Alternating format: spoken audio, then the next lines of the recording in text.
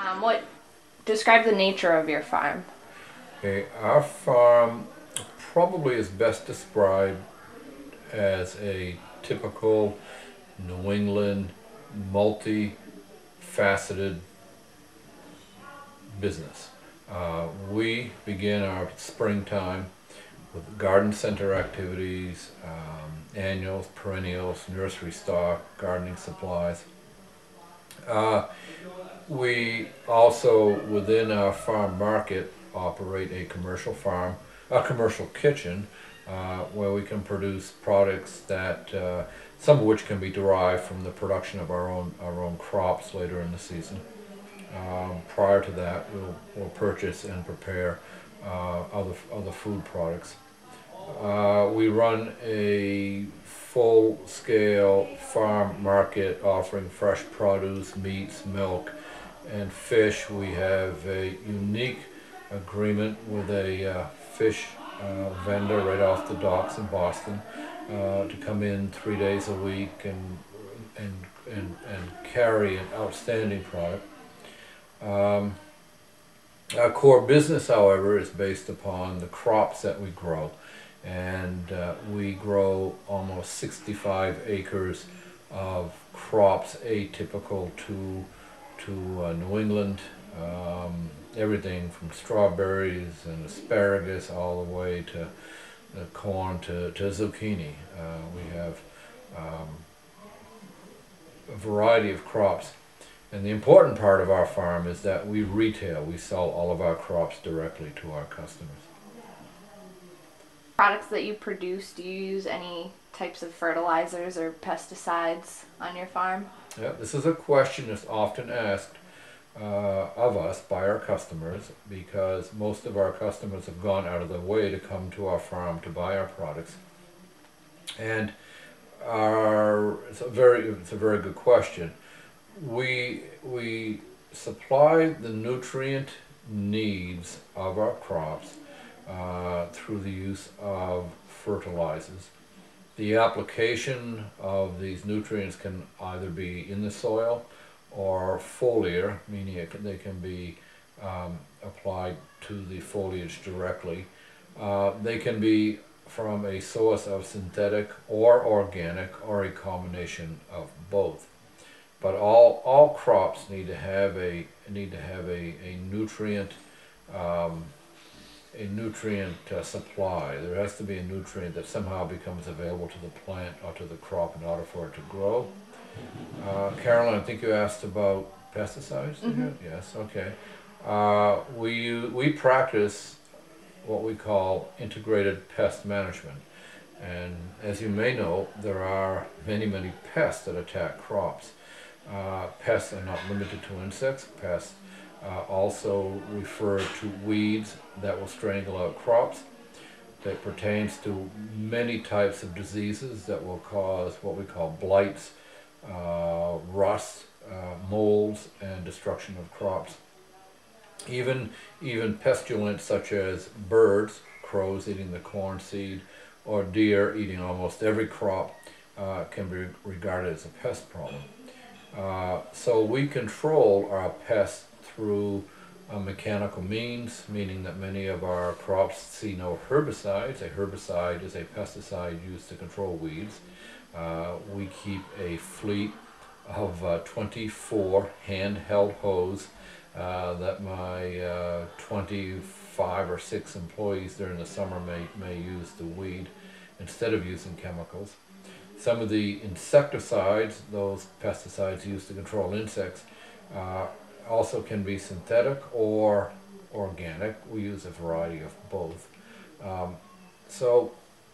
And the same thing with our fungicide, and a fungicide is a pesticide used to control diseases.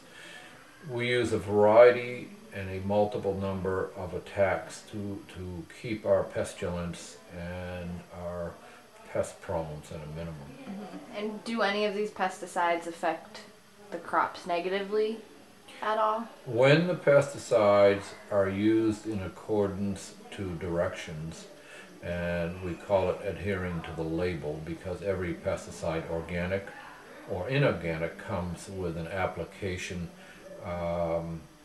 recommendation. It's actually an adherence that we have to adhere to its use by law. We are licensed, or I have 2 licensed applicators. We are inspected at least once, if not 2 or more times during the year by the state pesticide regulatory agency in our state. If they are used incorrectly, there are some pesticides that can be harmful to the crops that you are trying to protect. And you mentioned organic pesticides. Do you have any crops on your farm that are grown organically? We grow some crops organically, but to adhere to the letter of the law, in order for us to market our crops as organic crops, we have to have the farm certified to be organic. And that certification for organic is difficult and means a lot in terms of the type of fertilizers that have been used in the past years, the types of pesticides that have been used in the past. And we explain to our customers that we use a variety of approaches to best control the problem for the protection of the crop, the protection of the consumer. Keeping in mind that most of the crops that we are growing in our backyard and near our water and near our lake, and that we try to do the most correct job as we understand it. When it comes to the season for your products, what's your farm's prime, prime months that you would do majority of your farming? Yeah, our farm market is open from full-time from the end of April through New Year's Eve. Our prime time, the time that we attract the most customers, selling the greatest amount of produce in particular, is in the middle of the summer through the first couple of weeks in August. That can be due to a number of things. That's the time that the highest population occurs in our lakes region due to our second homeowners. It's also the time of year that our most popular crops, corn, tomatoes, all the salad greens, are doing their best and yielding the most. Another part of our farm that I haven't mentioned yet is that we also participate in what is commonly called agritourism. And agritourism is a program that farmers develop or participate in, where we are promoting the farm as a place for individuals or families to visit. For an example, we have a 5-acre corn maze, a children's maze. We offer the hay rides, the petting zoo. And these are things that, especially in the fall, encourage people to come, stay at the farm, learn about the farm, spend some time there. And that's kind of a fun time of the year, and we have very high visitor or customer counts in the fall. But certainly during the summer, that is just absolute insane time.